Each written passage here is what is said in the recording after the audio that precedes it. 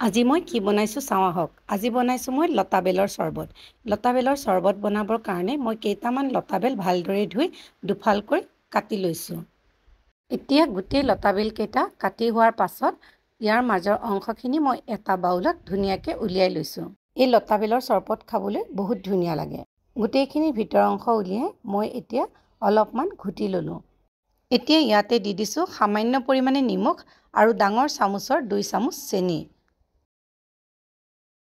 এতিয়া এইখিনি আকৌ ভালদৰে মই মিহলাই ল'লোঁ আৰু অলপমান ইয়াতে দি দিলোঁ ঠাণ্ডা পানী।